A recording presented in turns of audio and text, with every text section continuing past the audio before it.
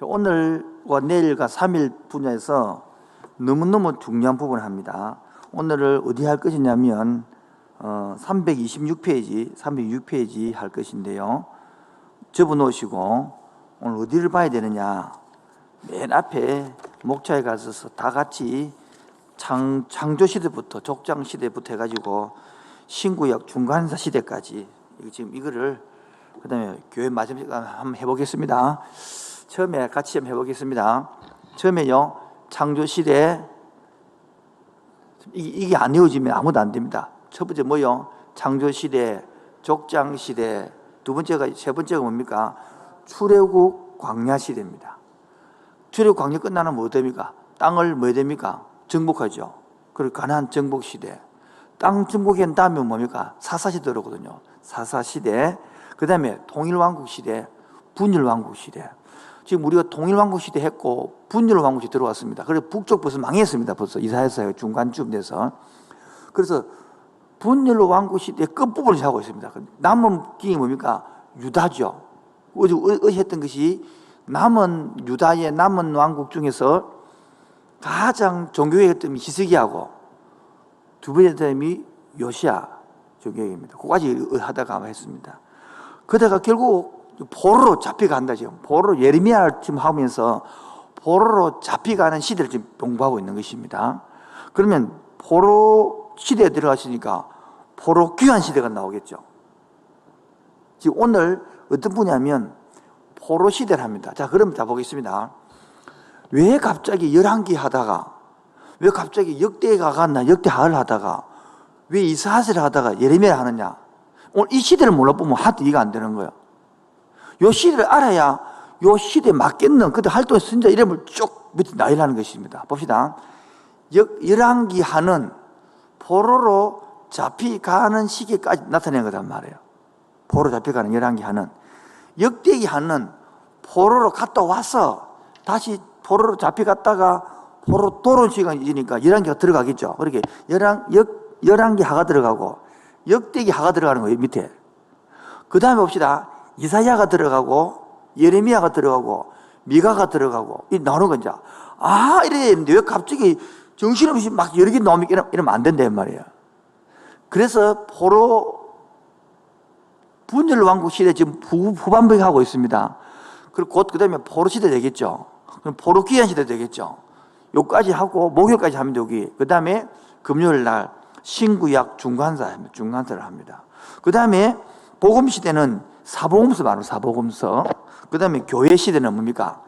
사도행전을 공부함으로 사도행전을 공부하면 똑같이 신약을 이번처럼 다 끼었습니다. 신약을. 왜?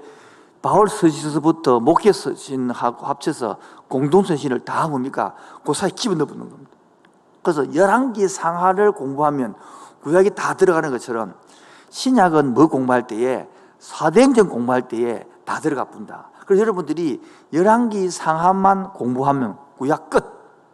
신약의 사도행전 공부하면 신약 끝. 그래서 우리가 작년에 사도행전을 끝냈습니다. 그래서 여러분 막 1차 포로, 2차 포로, 3차 포로 하면서 성경 쭉 적었던 거 하고 옥중서신 하면서 했기 때문에 자, 보시죠. 제가 어제도 한 골로새서를 하고 있는 겁니다. 왜? 알아들을 수 있으니까요. 이런 걸 하고 나야 지금 오늘 우리 잠은 예레미야 묵상하다가 끝내고 오늘 9월 1일부터 뭐였습니까? 고린도 후서 1장을 간단하게 오늘 아침에 아주 간단하게 이제 풀었습니다. 내일부터 보기 따라같이 하면서 또 고린도 후서 전체를 풀어주겠죠. 그리고 마지막 종말 시대 요한계시록 그렇게 하면 그리고 쉽게 말하면 부지런히 하면 이 신약도 세 판에 끝낼 수 있어요. 3일 만에. 빨리 이것을 하면. 근데 내용을 모르기 때문에 내용 아는 사람은 연결되지는데 처음부터 모르는 사람은 이해가 안 되거든요. 에베소서는 뭔지 모르면 안 되거든요.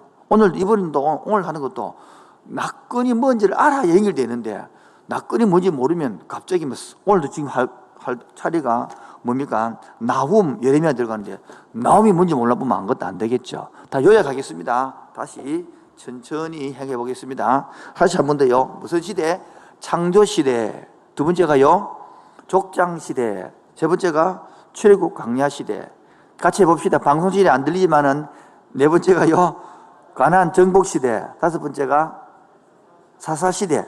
여섯 번째가 통일왕국. 그 다음에는 분열왕국. 지금 우리는 분열왕국, 남쪽은 끝났습니다. 북쪽은 망했습니다. 왜? 북쪽 망하고 내려오니까 남쪽이 누구였다? 히스기야. 그때 활동의 선지자가 이사야였다. 그 어디 이사야를 딱 끝냈습니다. 근데 뒷부분 이사야가 또 나옵니다. 왜냐하면 이사야가 예언해서 포로로 돌아올 거 예언하기 때문에 그 부분이 들어온단 말입니다. 중간에. 우리가 지금 그래서 앞쪽에 있는 분열왕국, 북쪽에 있는 거는 끝났고 남쪽 유다만 남았겠죠. 그래서 어디 이사야서 한 개 할 때에 히스기야하고 요시야를 했단 말이에요. 그러면서 미가도 했죠. 나훔은 왜 그러면 망하니까 중간에 왜 나훔이 오늘 보겠습니다. 나훔이 왜 나오느냐? 나훔은 니느웨를 멸망하거든요. 이야기하거든요. 니느웨가 뭐냐면 아수르의 수도입니다. 아수르 어느 나라입니까? 북쪽 나라를 망하겠다 아닙니까?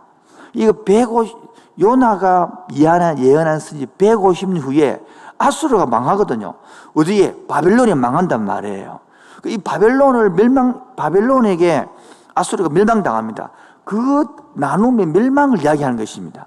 그리고 아수르를 멸망시키고 바벨론이 그 자리를 이어서 나와서 1차 침입, 2차 침입, 3차 침입 해가지고 1차 침입 때 누구 데려갑니까? 다니엘 데려가고 2차 침입 때요 에스겔 데려가고 3차 요 과정이거든요. 요 과정을 지금 공부하는 장면입니다. 요것을 공부하는 오늘이 요까지 거의 다 끝나가야 되는데 다 못 끝날 것 같아요. 내일은 요 끝날 무렵하고 포로시대, 내일은 포로시대 해야 되고 오늘도 포로시대 들어갑니다. 포로시대. 왜냐하면 다니엘 에스겔 들어가지니까 다니엘 에스겔 들어갑니다. 내일은 포로귀환 시대를 해야 됩니다. 그래서 마지막에 마무리를 하고 그 다음에 중간을 하기 때문에 오늘 제일 중요한 것이 예레미야, 에스겔, 다니엘 포로 끝 1차, 2차, 3차 포로로 잡혀가고 포로 기까지 해야 됩니다. 개념 아시겠죠? 큰 그림을 해야 됩니다. 그래서 오늘 326페이지를 펴시 바랍니다. 지금 120명 들어왔는데 오늘 너무 감사합니다. 늦게 들어오신 분들은 이 앞에 5분을 못 들어보면 방향을 못 잡기 때문에 굉장히 중요한 것입니다. 그래서 제가 항상 제 설교로 강의에는 앞에 5분이 너무너무 중요하다는 사실을 오래되지 마실 것 같습니다. 자, 나훔 성경을 펴주시 바랍니다. 나훔, 구약 성경, 나훔. 이게 소선지를 한 번씩 봐놔야 여러분이 됩니다. 호세야, 요엘, 아모스, 오바다, 요나, 미가, 나훔이거든요.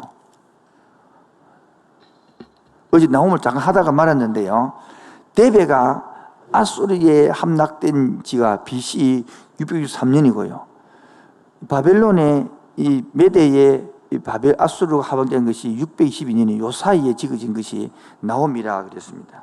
자, 이래서 나훔은 니느웨가 멸망되어진다. 이 말은 아수르가 무너지고 이제 뭐가 크고 있다. 바벨론이 크고 있다. 이렇게 알아들어야 이제 얘기되는 것입니다. 자, 그러면 예레미야 오늘 보겠습니다. 327면입니다. 나훔은 저번에 어제 했습니다. 1장이 하나님의 멸망을 선포하는 거다.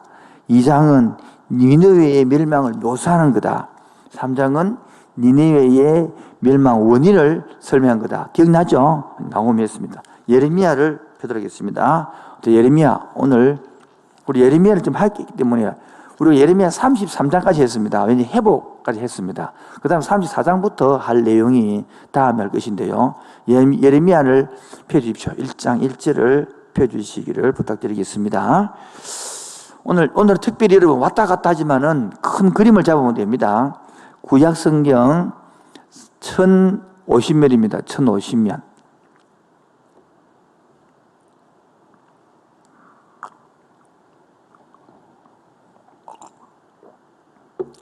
예레미야 1장 1절 베냐민의 땅 아나도스의 제사장들 중에 힐기야의 아들 누구요?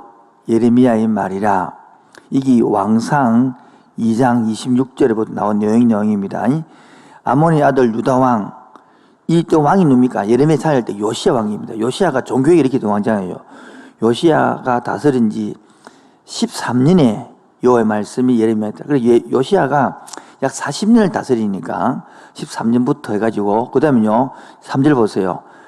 요시야 아들 요야김이 요시야가 11년을 다스리거든요. 적어놔십시오.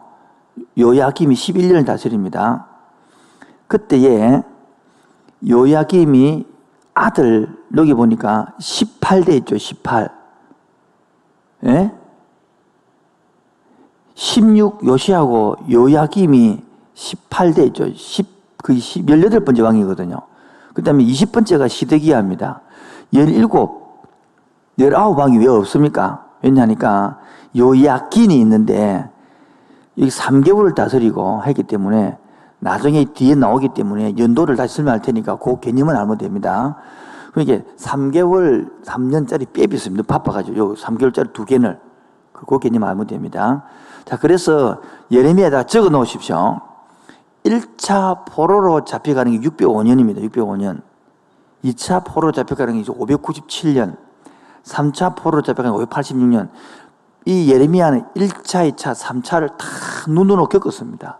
그래서 예루살렘 3차 성이 무너지는 것을 보고 적은 것이 예레미야 애가 되어 있으니까 그 개념을 보면 됩니다. 자, 1장 4절입니다.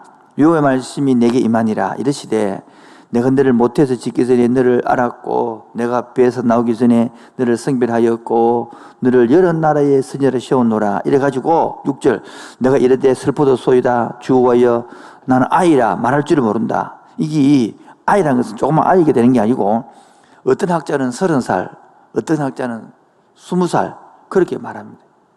30살 학자도 있고요 20살도 있는데 20살 학자가 아이입니까? 옛날에 유대인들이 12살 하면 성이 되어버리는데 그런 개념은 겸손하게 있다 그 말이겠죠.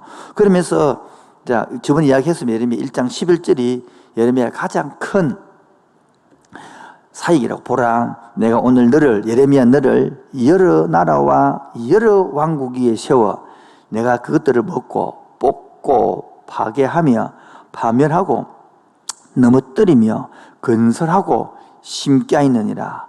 네 가지가 부정적인 동사고요.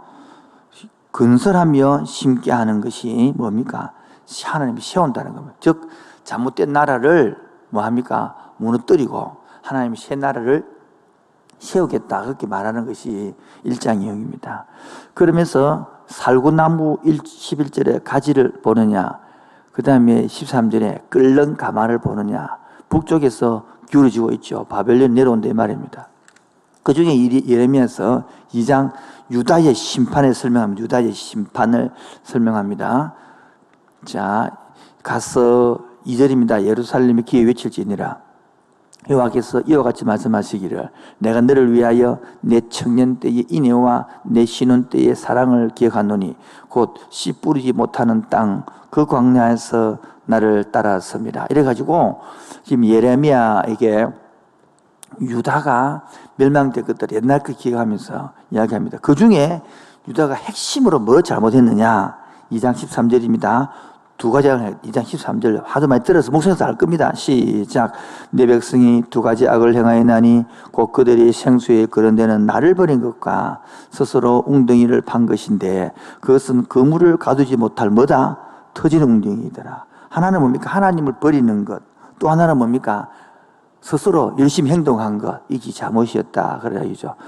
그래서 2장 이야기. 자, 그래서 오늘 본문을 다시 돌아와서 327면 그 옛날 통독 성경은 275면 펴주시면 우리는 예레미야를 공부할 때에 교차 대진 구조를 배웠습니다.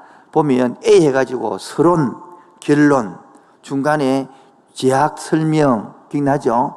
그 다음에 C 해가지고 예레미야의 사역, X 해가지고 회복. 이게 교차 대진 구조인데 이분은 일 안 하고 그냥 심판과 회복을 해가지고 두 개로 나눠놨습니다. 하나는 1장 20장까지 봅시다. 1장은 얘는 부름 놔두고 2장부터 20장입니다. 시작. 일반적이고 시간의 표시가 없는 예언들 해가지고 여기까지 하면 10번째까지 해가지고 딱 결과는 인정을 한 겁니다. 두 번째는 시간 표시가 있는 특정 예언들 해가지고 21장부터 39장까지 넣어놨어요. 10번째까지 넣어놨습니다. 그렇게 일반적인 사건이 있는데 연대 표시가 없는 10가지 사건 10개, 연대 표시가 있는 10가지 이렇게 하니까 20장이 됐단 말이에요. 그래서 40장 끝났단 말이겠죠. 그 다음에는 40장부터 넉 장은 예루살렘 멸망 후의 예언들을 설명해 놨습니다.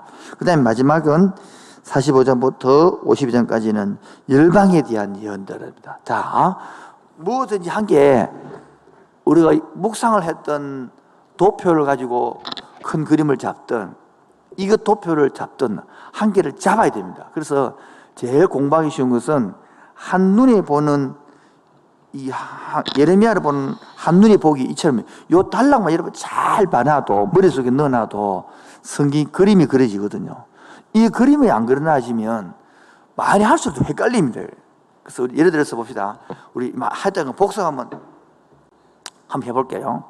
창세기 하면 딱 2개 떠오른다. 하나는 창조시대와 족장시대. 창조시대의 4사건 시작.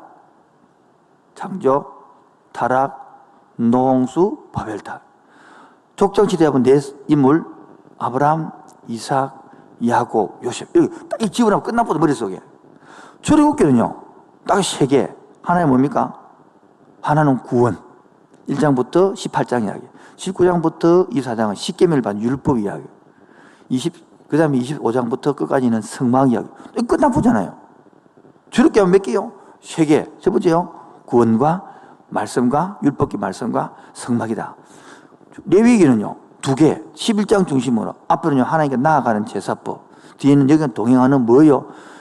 하나님과 동행하는 7절기. 이 레위기 11장 너무 쉽죠? 근데 지금 이거 못 따라온 사람은 지금 무슨 말인가 이러면 골치 아프겠죠 지금요. 민수기는요 그것도 3가지잖아요. 가데스 바니안까지 맞죠?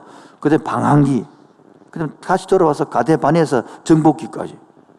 그걸 민수기요. 신명기는 3개 아닙니까? 과거 보고 한판 설교 1장 4장, 5장부터 26장까지 현재 보고 한판 설교하고 27장부터는 미래 보고 설교하고 모세오경 끝. 너무 안 쉬워요. 그 다음에 무슨 시대입니까? 이제 출애굽 광야시대 들어가는 거예요. 또 끝났고 그 다음에 뭡니까? 이제 땅 정복하는 여호수아 정복한답니다. 여호수아에서 쉽죠? 땅 점령하기, 나눠주기 끝. 사사기는 뭡니까? 사사들 반복하는 것.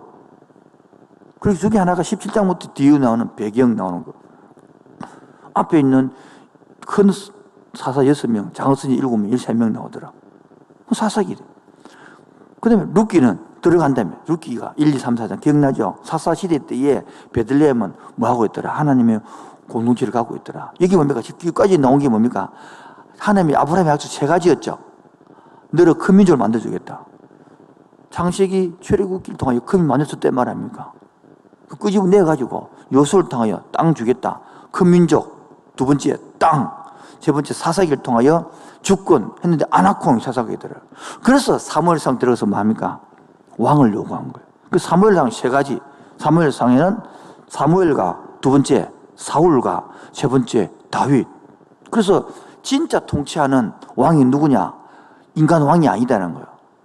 다윗과 솔로몬이 합치면 부분적으로 예수 그리스도 모형이 되기 때문에 진짜 통치는 누구다?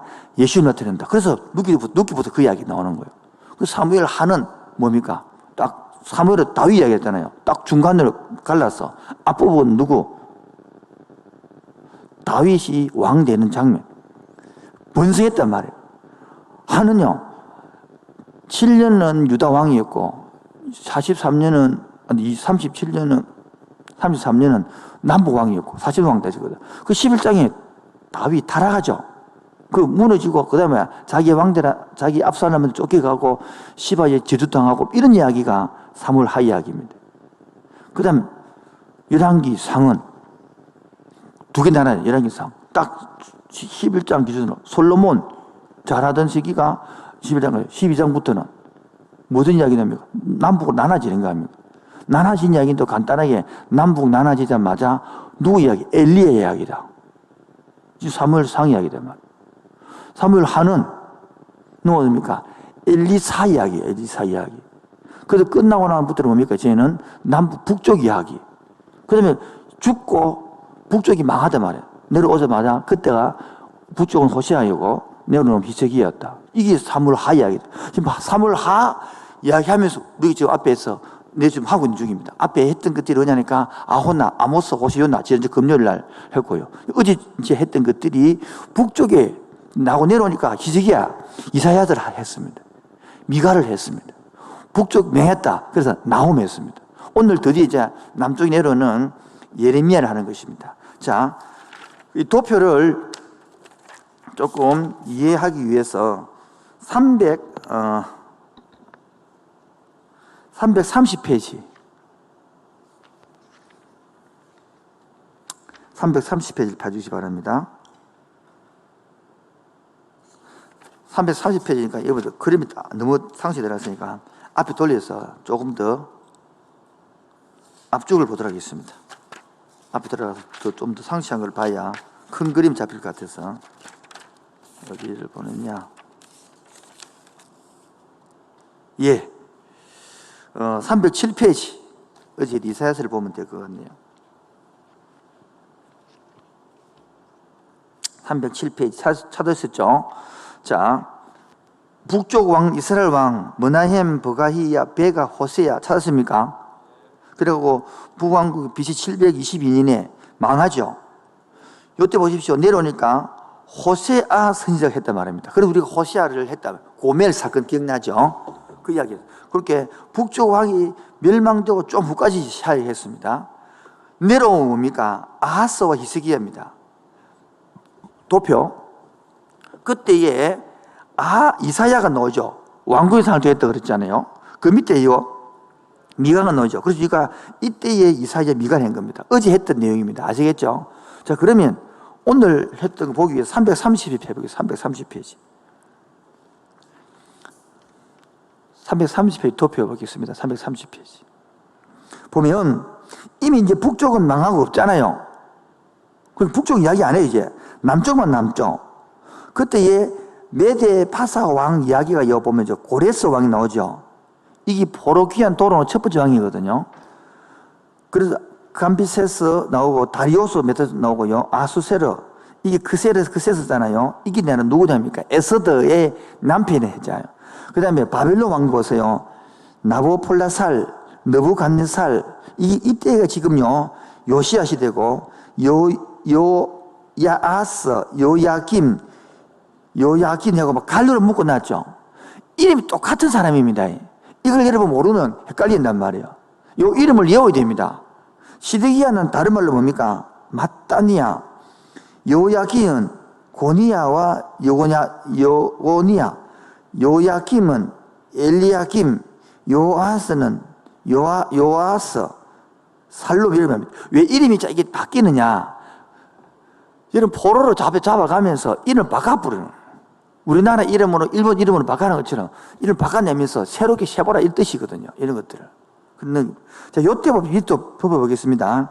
요때의 남유다 왕들이 때니까 요시야가 율법책을 622년에 발견하죠. 근데 예레미야는 627년 앞에 그 앞에 뭡니까? 사인선이 예레미야 아닙니까? 그리고 언제까지 예레미야가 합니까? BC 보십시오.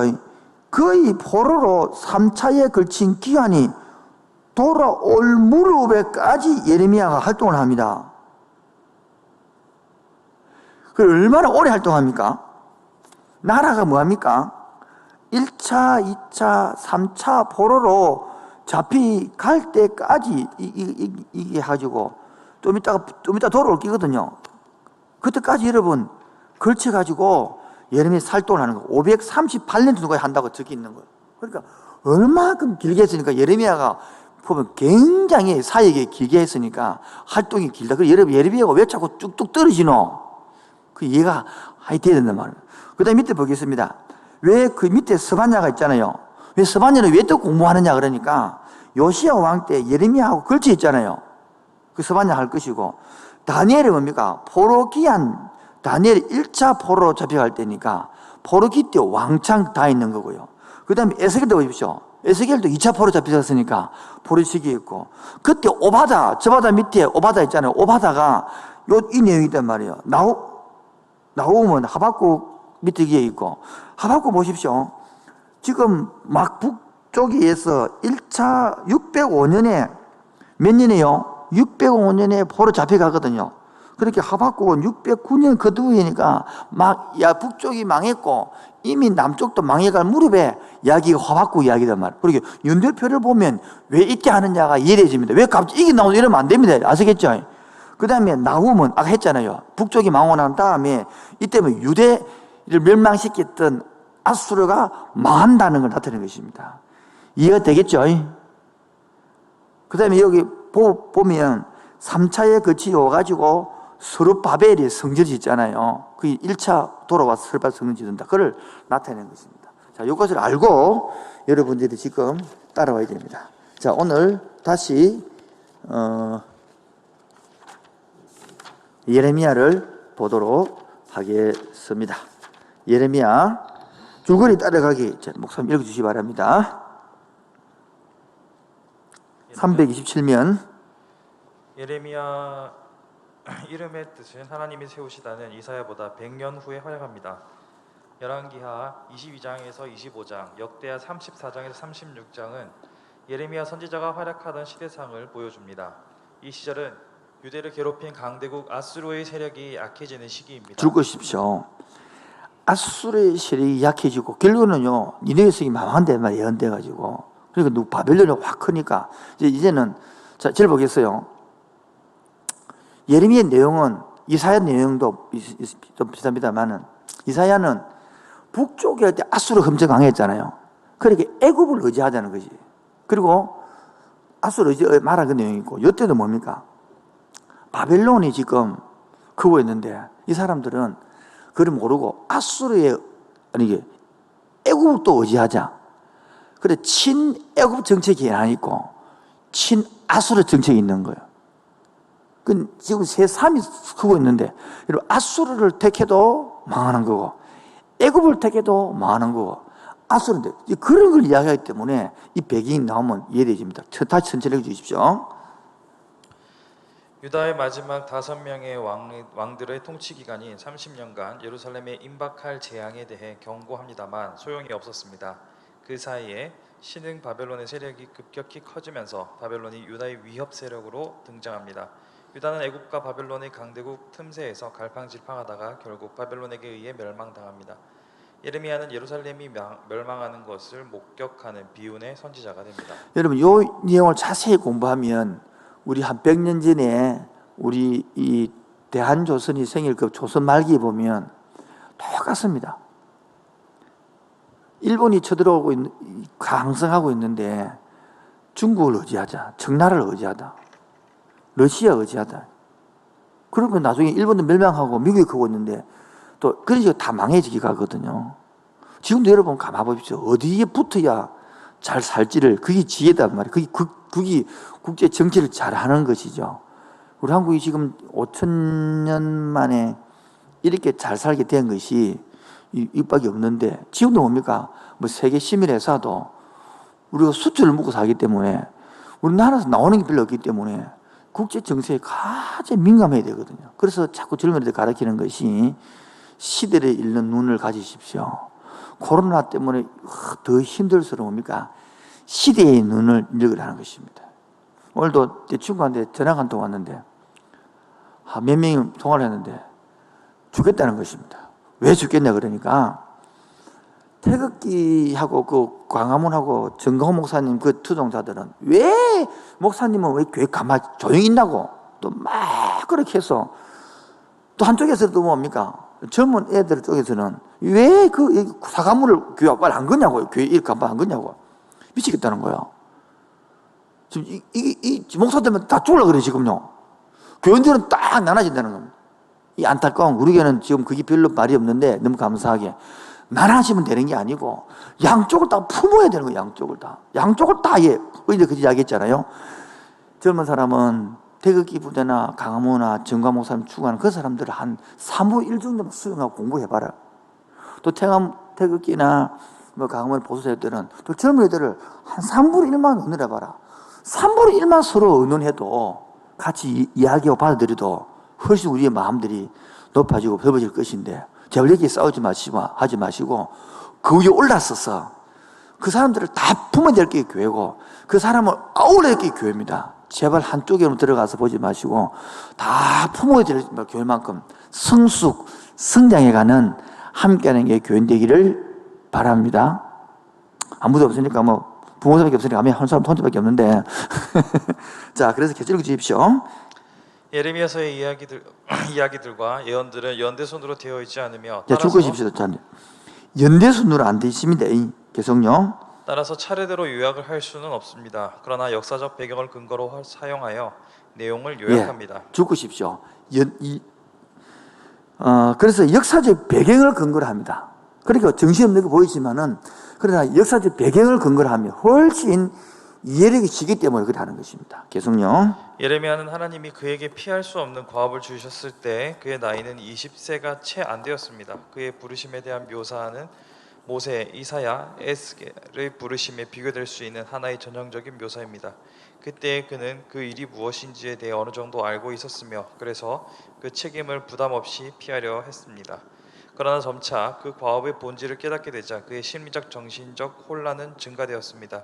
여호와께서는 그 나라를 버리시는 것처럼 보였으며 재앙은 불가피한 것처럼 여겨졌습니다. 시대적으로 BC 7세기 말은 고대 근동의 역사에서 가장 치명적인 기간 중에 하나였습니다. 예, BC 7세기 말은 아수르 제국은 뭐하고 쇠퇴하고 있으며 주변 국가들에 대한 아수르의 지배력은 약해지고 있습니다. 애국과 바벨론은 둘 다 아수르의 후계자가 되기 위하여 서로 아수르가 점령했던 진영을 점령하려고 야단이었죠. 남왕국 유다는 두 강대 끼에 있었습니다. 바벨론은 BC 605년 갈그미 전투에서 애국 군대를 쳐부수었을 때 그들의 세력을 시위했습니다. 그래서 605년에 1차 포로 데려간단 말이에요. 왜 포로에 들어갔냐니까 애국하고 붙어서 이겼어, 바벨론이. 그 유다 나라는 지나가면서 딱 데려가 보는 거야, 진짜. 그러니까 여러분 이때 친애국 정책을 쓰고 있으니까 당연한 거죠. 그런 거를 예레미야가 자꾸 이야기를 하는 거거든요. 누구한테 이야기합니까? 그 오른쪽에 보면 남왕국 마지막 5방인데 또 설명할게요. 그렇지만 애굽도 쉽게 팔레스타인에 무너지지 않을 것을 더욱 열심히 합니다. 그것은 유다의 중요 부분에서 정치적인 위기였으며 다윗왕같이 도덕적으로 영적으로 위대한 사람이라 해도 감당이 어려운 상황이었습니다. 그러나 이 당시에 유다의 5왕인 요시야, 아시야, 요아스 따르면 살룸이라고 하잖아요. 요야김, 요야긴, 이 고냐라고 그러죠. 사람들이 있습니다. 자, 오른쪽 보겠습니다. 이 사람들 여러분 예리해야 앉아 예리해집니다. 제일 중요한 것 남왕국 마지막 5왕입니다. 요거를 좀 설명을 좀 하겠습니다. 방송실 제 사진을 제 얼굴을 비추지 마시고 요거를 탁 기타 주시면 찍어 올려주시면 고맙겠습니다. 자, 이름을 외우겠습니다. 요시야, 요아스 이름이 뭐라고요? 살룸이라고 그랬죠. 살룸. 적으십시오. 거기다가 요아스 살룸. 요야긴 시드기야. 이어봅시다. 이거 외워야 됩니다. 시작. 요시야, 요아스, 요야긴 시드기야. 저는 외울 때 김하고 기는 헷갈리더라고. 그래서 김씨가 먼저고 그 다음에 긴이 나온다고 그래요. 김긴야. 그러면 되겠죠. 요여 김긴야 이래 왔다고요. 다시 한 번 더요. 시작. 요시야, 요아스, 요야긴 시드기야. 요시야는 이름 괜찮은데 요아하스를 이름이 뭐라고요? 살룸이라고 그래요. 살룸. 그 다음에 시드기야 이름이 뭡니까? 고니아가 나옵니다. 자, 그런데 문제를 보겠습니다. 요시야는 8세에 즉위하여 약 41년 통치합니다. 그 다음에 요아하스는 3일을 합니다. 석 달. 그 다음에 요야긴도 뭡니까? 석 달, 10일. 그래서 아까 말할 때 빼버린 겁니다. 아까 첫 예레미야 나왔지요? 뺀 것입니다. 그래서 아까 요시야, 요야김 시대기 이렇게 나왔던 것입니다. 아시겠죠? 그리고 그렇게 쉽게 말해서 요시야, 여호야김, 시드기야 이게 시기도 왕인데 중간에 석 달은 그냥 뭡니까? 임시로 그냥 세워놓고 또 멸망시키고 이러는 과정이란 말이에요. 자, 보면 요시야, 다시 왕겨옥이 있습니다. 시작. 요시야, 요아스, 요야김, 요야긴, 시드기야. 그 중에서 요아스와 요야긴은 3개월 했으니까 다시는 그것도 아니다. 왕이 아니다. 근데 진짜 왕은 요시야와 요야김과 시드기야 이야기 내용입니다. 자, 그러면 왜 이렇게 됐느냐 하니까 요시야는 선한 왕이었고 종교개혁을 했잖아요. 근데 저 보세요. 지금 갈그미스 전투에서 너고에서 이 아수르하고 뭐하고 붙는 바벨론하고 애굽하고 붙다가 먹이 떠서 죽어버립니다. 전투에서 요시야 왕이. 그러니까요, 이 요아스 살룸 왕이 너고에 죽고 나니까 그 너고 왕이 와가지고 애굽의 포로로 잡혀가서 이를 죽여버립니다. 요아스를. 저렇게 보시다. 요시야가 죽고 나니까 요아스가 당연히 아들이니까 왕대이 되겠죠. 왕이 세우고 나니까 너고 왕이 와가지고 뭡니까? 다시 죽여버리니까 성결 원하는 거예요. 그 다시 그럽니까? 요야김이 왕이 되는 겁니다. 요야김은 요때 적으십시오. 이게 이 요시야의 뭡니까? 요아스는 요시야의 둘째 아들이거든요.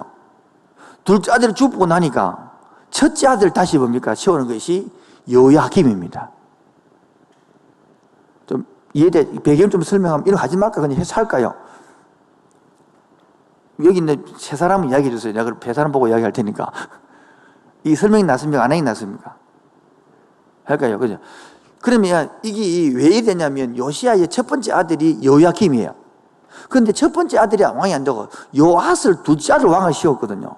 그런데 여기가 죽어버리고 나니까 둘째 아들 요야김을 왕으로 세운 것입니다. 요야김 때에 여러분 1차 포로로 잡혀갑니다. 바벨론에. 누가요? 다니엘이. 정하십시오. 다니엘이 잡혀간다고.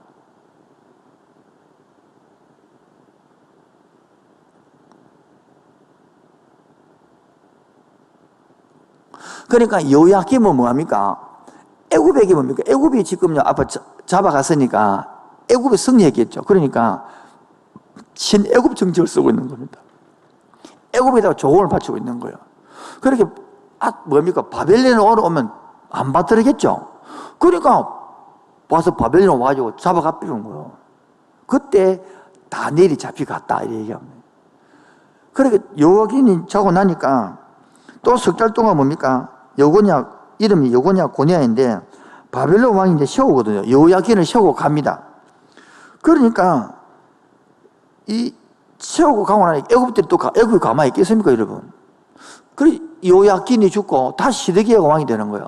이때에 잡혀가는 게 누구냐니까 에스겔이 2차로 포로 잡혀갑니다. 마지막 시드기야를 이름이 뜨기죠.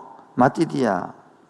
이 요야긴은 이제 아들 둘 다 죽어버리니까 사람이 없죠. 그러니까 요야긴의 자녀가 없으니까 삼촌이 지금 말하면 시드기야가 예레미야 대신하여 왕이 됩니다. 지금 예레미야는 보십시오. 계속 지금요 사역하고 있는데 계속 바벨론에 잡혀가라 항복해라 그러니까 다 애굽 정책을 좋아하는 다 싫어하잖아요. 그래서 시드기야가 예루살렘을 시대의 뜰에 가두어보잖아요. 가두어가지고. 우리 공지 묵상했던 내용이 아닙니까? 가두어서. 그래서, 고향, 아나도스에서 와서 토지 문서를 가고 사러 왔다. 그 얘기 나온 것입니다. 이제 시드기야 가서 눈이 뽑혀갖고 포로 잡혀가는 나라가 망해. 여기 바로 3차 포로입니다. 1차 포로는 언제입니까? 요야김. 2차 포로는 요야긴. 3차 포로는 시드기야. 요거만 알면 되는 것입니다. 자, 돌아와서 요시야는 다 읽으십시오. 요시야는 여호와께 충성된 사람이었으며 영적 개혁을 주도했습니다. 그러나 그는 애굽이 바벨론과 싸우러 올라가는 길을 방해하는 엄청난 판단 착오를 저질렀으며 무기또 전투에서 전사합니다. 요시야가 죽은 후에 예레미야는 육체적 핍박을 받았습니다. 요시야의 아들인 요아스는 겨우 석 달 동안만 다스렸으며 애굽의 포로로 잡혀갔습니다. 애굽은 그의 형인 여호야김을 왕으로 세웠습니다. 여호야김은 예레미야에 대해서 적대적이었으며 처음에는 애굽과 손을 잡았다가 그 다음에는 바벨론과 손을 잡는 등 정치적으로 우유부단했습니다. BC 597년에 느부갓네살은 블레셋의 행군에 왔으나 여호야김은 죽었으며 바벨론 군대가 예루살렘에 이르기 전에 여호야긴이 그의 후계자로 왕위에 올랐습니다. 그들은 성전을 약탈하고 나라의 지도자들을 몇 명과 함께 여호야긴을 포로로 잡아갔습니다. 에스겔은 바로 이때 함께 포로로 잡혀갔습니다. 요시야의 막내 아들이며 여호야긴의 삼촌인 시드기야가 왕위에 올랐습니다.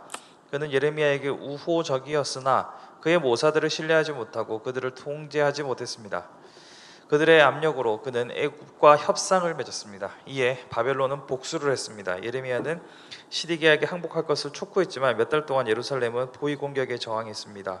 그 성은 멸망했으며 시드기야는 눈이 뽑혔고 많은 백성들과 함께 바벨론의 포로로 잡혀갔습니다. 예레미야는 이 일이 일어나기 전에 성을 떠나려고 했으나 감옥에 갇히고 말았습니다. 느부갓네살은 그를 잘 대접했으며 바벨론인들이 통치자로 임명한 그달리아를 후원했습니다. 그달리아가 살해되었을 때 일부 유대인들은 애굽으로 도망갔으며 예레미야를 그들과 함께 데리고 갈 것을 주장했습니다. 자, 넘기기 전에 우리 같이 좀 고민해 볼 거 있습니다. 우리가 신앙생활 할 때에 창세기 출애굽기에서 계속 많이 하는데 그럼 신앙 안 자랍니다. 이 부분을 다루어야 신앙이 자랍니다. 이 부분이 뭡니까?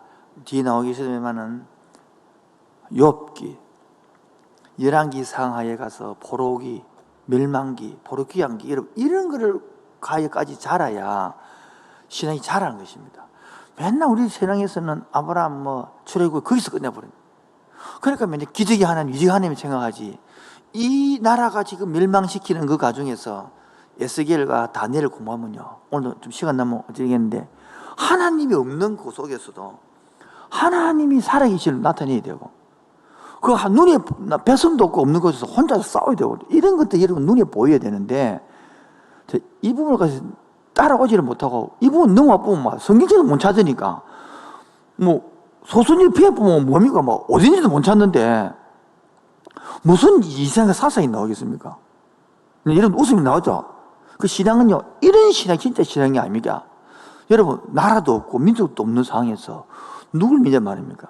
그처럼 우리가 신앙이 할 때에 국가가 38년 시대 나라가 없는 일제시대 때, 그때 대한민국 선교사가 와서 뭐를 가르쳐냈고, 그런 것들이 6.25 전쟁 때는 어떻게 했고, 이런 일이 된단 말이에요. 넘어가겠습니다.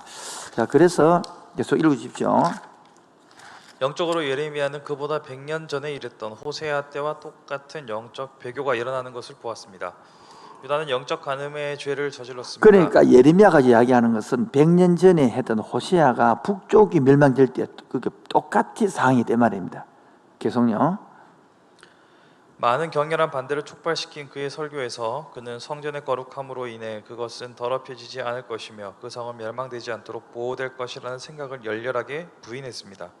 사회적 불의, 이방의 관습들, 언약을 깨는 것, 그들의 형식적인 종교적 관습들은 심판을 받을 것입니다.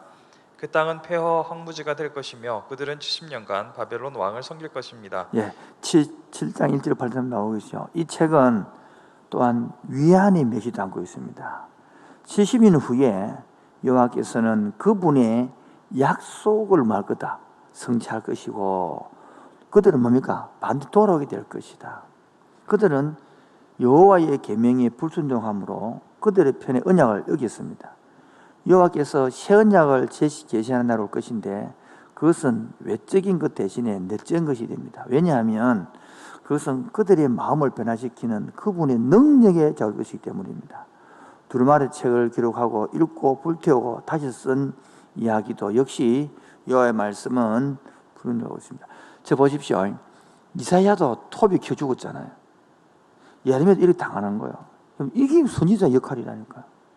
예수님도요, 십자가에 못 박혀 죽었습니다.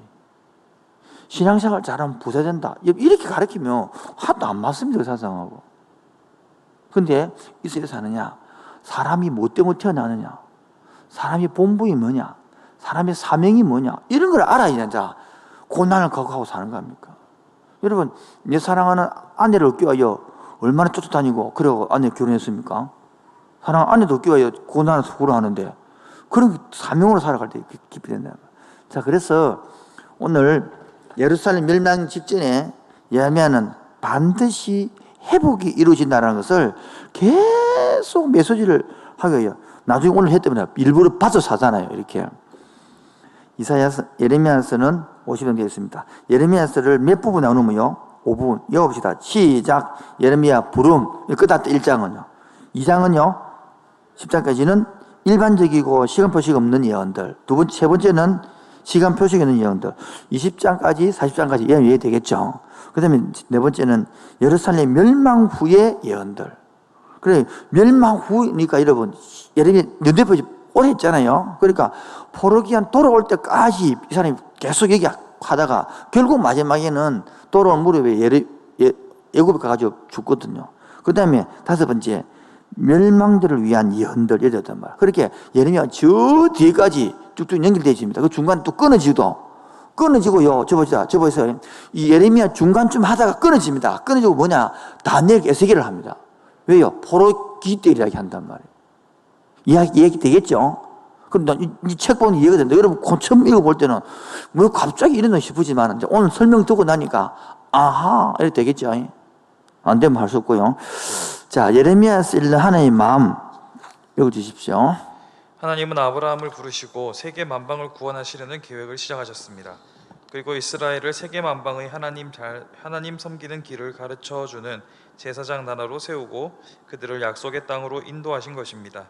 그런데 북왕국 이스라엘이 아수르에 의해 멸망하고 이제 남왕국 유다의 운명도 풍전등화의 신세가 되었습니다. 여러분, 여기서 지금 예레미야에서 하나님 마음, 요거를 지금 못 읽었냐면 성경 못 읽은 겁니다. 다시 읽겠습니다. 여기 와닿아야 됩니다. 여기 지금 다시 읽어주십시오. 하나님은 아브라함을 부르시고 세계 만방을 구원하시려는 계획을 시작하셨습니다.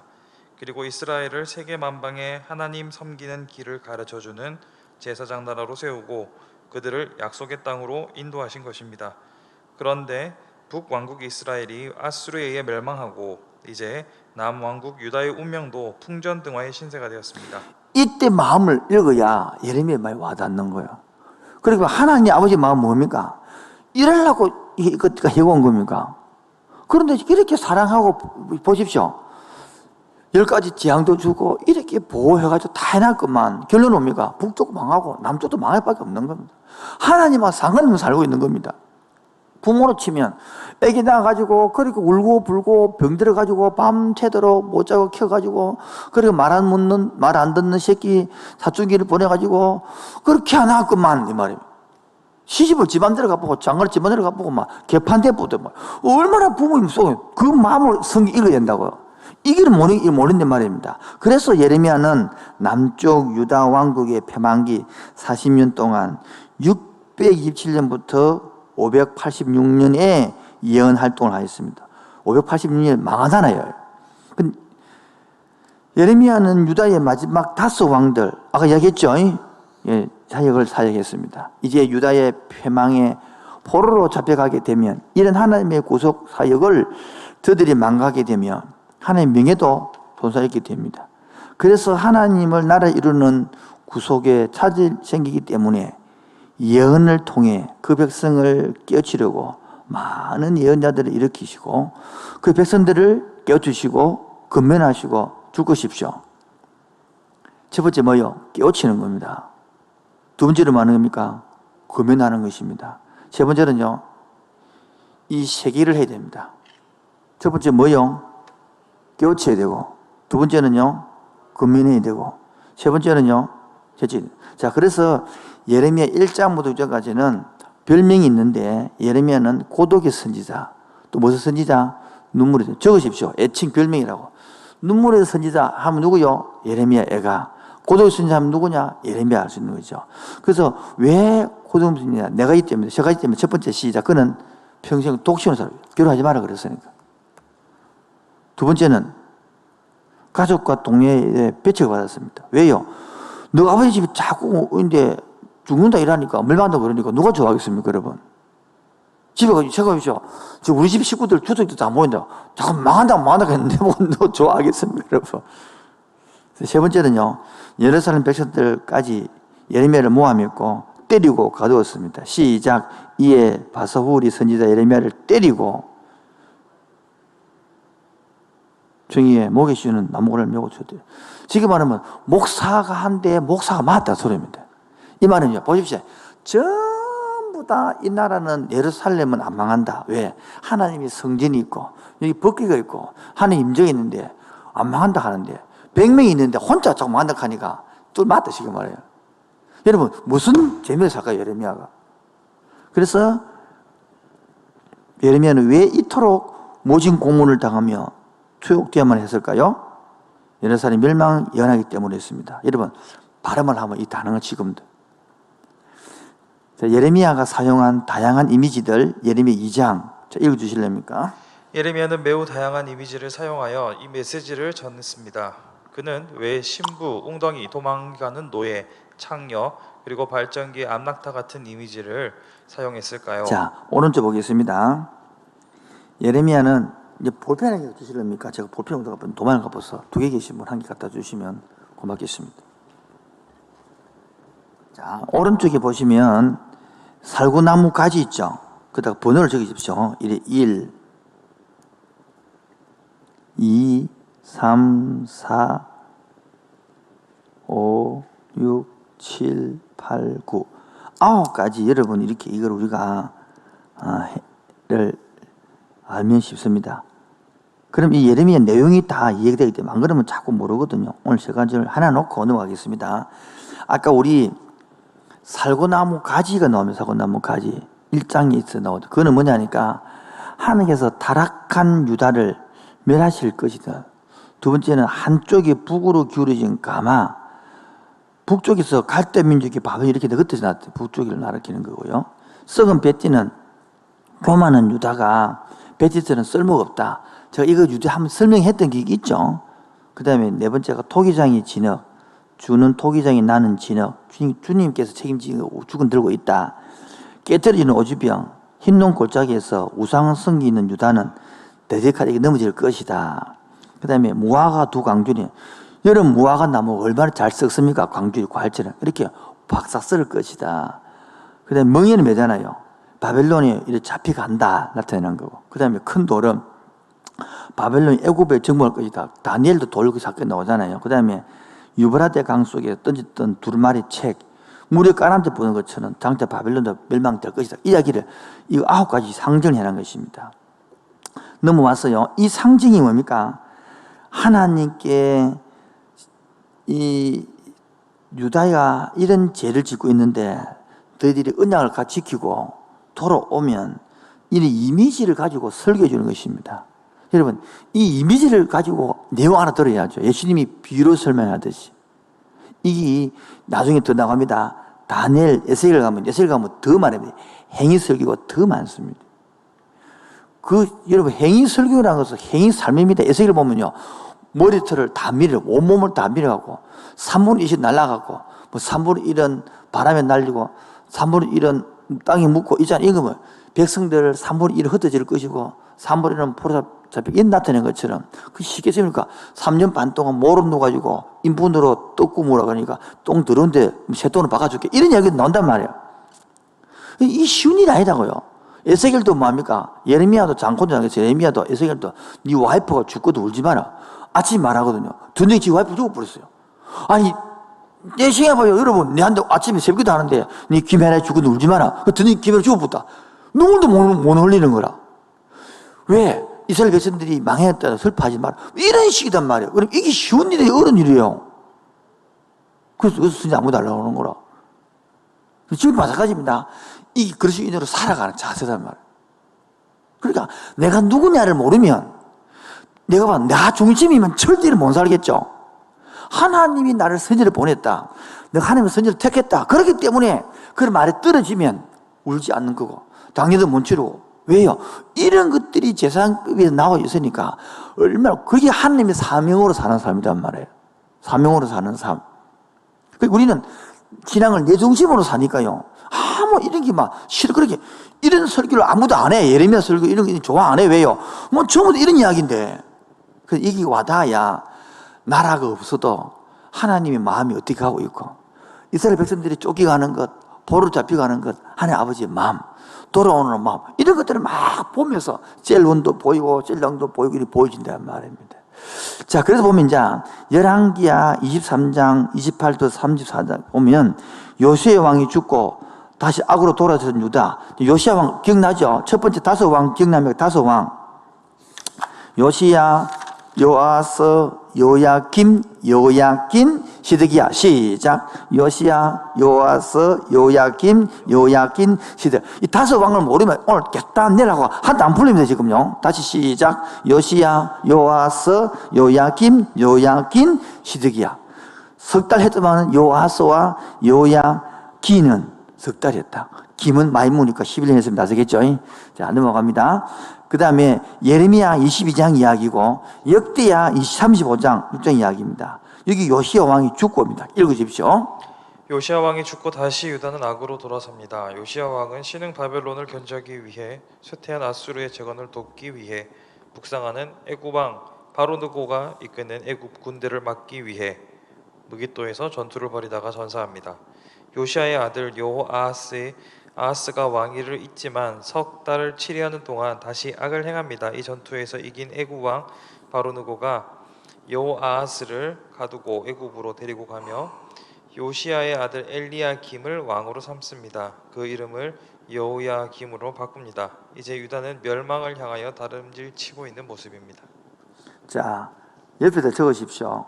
하박국 시대의 배경에 적어놔십시오. 뭐라고요?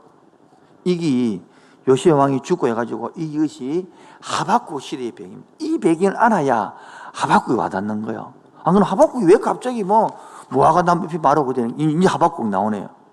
이 배경이 돼서 하박국이 나온 것입니다. 하박국 한 건 묻도록 하겠습니다. 호박국 한 건 묻도록 하겠습니다. 하박국은 의인은 뭐로 산다? 자, 한번 하박국을 펴시기 바랍니다. 한 번도 펴봐야 안 되겠습니까? 그래야 소선지자를 한 번도 알지. 안 그러면 자꾸 소선지자 펴나 그러면 어딘지 이게 구약인지 신약인지도 모르고 이러면 안 되거든요. 서두로 찾아주십시오. 천천히. 왜냐? 보입니다. 서두로 찾아봐야 자주 보이니까. 또 붙은 성이 떨어지죠. 붙어 안 떨어지거든, 자꾸. 1301면.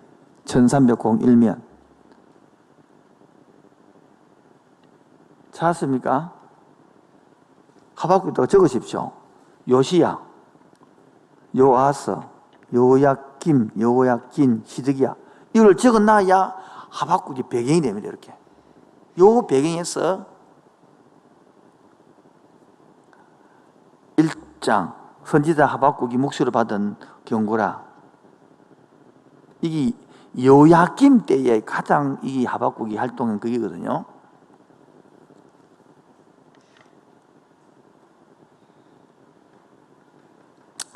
여호와여 내가 부르지도 주께서 듣지 아니하시니 어느 때까지리까? 막 이렇게 이제 어찌하여 3절 내게 지약을 보게 하시며 패고를 누게 하시며 그때 이 5절 여호와께서 보고 이르시되 이쭉 이야기합니다. 그래서 하박국이 질문하고 답하고 또 12절에 하박국이 질문하고 2장 2절에 하나님이 답하고 그러므로 3장 1절 시기온옷에 맞춘 선지자 하박국의 기도라. 시기온옷에 뭐 뜻입니까? 수금에라 맞춰서 떠신다. 노래 내 말이거든요. 좋은 내용을 그래서 한 회복시켜 준다. 무화과 나품이 마르고 나는 주를 찬양하고 살겠다. 그게 하박국 이야기입니다. 자, 읽어주십니까? 줄거리 읽어주십시오. 하박국 이름의 뜻은 포용하다, 받아들이다. 하박국은 많은 의문을 안고 있는 선지자였습니다. 선지자 하박국은 바로 신정론적 고민을 가지고 있었습니다. 즉 욥기나 시편 37편 그리고 예레미야 12장 1절의 기자의 고민처럼 선하고 결백한 자가 고난 당하는 반면에 악인이 형통하는 현실에 대한 고민입니다. 그러나 그는 믿음의 반석에 굳건하게 발을 딛고 서서 질문을 던집니다. 그는 눈이 정결하심으로 악을 참아 보지 못하시는 여호와 하나님을 믿습니다. 그렇다면 왜 유다에 있는 악인이 벌을 받지 않는가라는 질문이 생깁니다. 하나님께서는 바벨론을 도구로 사용하셔서 이제 곧 벌을 내리실 것이라고 대답하십니다. 이것은 또 다른 질문을 불러일으킵니다. 바벨론인들이 그 악인들보다 더 악한데 왜 바벨론을 사용하시는가? 그 대답은 그것을 매우 명백하게 기록하라는 명령과 함께 주어집니다. 시작. 보라 그의 마음은 교만하며 그의 속에서 정직하지 못하나 의인은 무로 산다 믿음으로 말미암아 살리라 했습니다. 계속요. 즉 혼란의 와중에서 하나님께 중요한 것은 개인의 운명이라는 사실을 보여주는 구절입니다. 이것은 바벨론을 비웃는 노래에서 훨씬 더 자세하고 분명하게 설명되어 있습니다. 바벨론은 멸망할 것이며 여호와는 옳다고 인정받을 것입니다. 3장에서의 기도는 하나님에게 출애굽 시절처럼 그분의 권능을 다시 보여달라고 요청하며 장엄한 시편에서 하나님의 위대한 행위들이 회상되고 있습니다. 하박국의 신앙은 이제 비록 모든 물질적 자원들이 그에게서 사라진다 해도 그는 여호와 안에서 그의 행복과 힘과 성취를 발견하리라는 것입니다. 세 번에 걸쳐 하박국은 생각하는 신자는 여호와 앞에서 인내하고 잠잠해야 함을 주장합니다. 하박국서는 모두 3장 56절로 되어 있고 신약의 8번 직접 간접으로 인용되고 있습니다. 자, 그래서 하박국 1장은 질문하고 두 번째 답하고 질문하고 답하고 마지막에 감사로 들어진다. 그게 하박국 내용입니다. 그래서 넘어가면 하박국의 무슨 신앙, 의인 신앙 그걸 나옵니다. 자, 좀 읽어주시면 빨리 대답을 하고 넘어가겠습니다. 옛날에를 했었기 때문에 간단하게 읽어주십시오. 의인 신앙. 하박국서 2장 4절 의인은 그 믿음으로 말미암아 살리라의 말씀은 우리에게 너무나 잘 알려진 말씀입니다. 이 말씀은 바울의 로마서의 중심 사상이 되었고 마틴 루터의 종교개혁의 슬로건이 되었습니다. 의인은 하나님을 굳건히 신뢰하고 의지하며 모든 것을 다 맡기는 그 믿음에 의해서 살아가는 자를 말합니다. 하박국서에서 의인은 하나님을 율법을 순종하는 줄 것이십시오. 하박국에서 의인은 뭐냐? 율법을 순종하는 자입니다. 악인은 뭡니까? 언약을 무채하지 않는 자죠. 그래서 의인은 어떤 역경 속에서도 하나님의 약속의 말씀을 신뢰하고 하나님의 용서를 받는 자로서 사는 자이고 어떤 경우에도 하나님의 처분을 신뢰하는 가 없는 겁니다. 그 화평을 누린 자를 말하죠. 그래서 의인은 뭐 말지라도 무화과 나무가 무성지 못하고 포도가 없을지라도 의인은 은혜만으로 사는 걸 의한 자를 말합니다. 그래서 하박국 3장 17, 19절이 유명했죠. 계속요. 이 2장 4절의 말씀은 신약에서 로마서, 갈라디아서, 히브리서에서 이어받고 있는데 로마서는 의를 강조하고 갈라디아서는 산다는 것을 강조하고 히브리서는 믿음을 강조함을 볼 수가 있습니다. 요 하박국에서 의인은 믿음으로 말미암아 살리라 가져와서 신약이 세 권이 쓰여 있습니다. 하나가 로마서, 갈라디아서, 히브리서인데 로마서는 의를 강조하고 갈라디아서는 삶을 강조하고 행함이 없는 믿음은 죽음이다 야고보처럼 그 다음에 히브리서는 믿음을 강조하는 것이죠. 자, 그 다음에 예레미야서 읽을 때 이제 다시 예레미야 돌아왔습니다. 왜 돌아온지 아시겠죠? 아까 도표 봤으니까 이해되죠? 도표 한 번 더 안 봐도 되겠죠? 도표 못 보시는 분들은 그 다시 한 장만 넘기면 앞으로 놓으면 있잖아요. 하박국 배경해가지고 보십시오. 그 칼라로 하박국 때 있잖아요. 그 위에 보면 예레미야, 스바냐, 다니엘, 에스겔, 오바다, 나움. 지금 나움 했습니다. 스바냐 했습니다. 지금 예레미야 하다가 지금 하박국 하고 있는 겁니다. 하박국 끝나면 뭐겠습니까? 지금 예레미야 좀 하고 다니엘 들어가겠죠. 이 되겠죠. 에스겔 오늘 다니엘 에스겔까지 나가야 되니까요. 계속 자 넘어갑니다.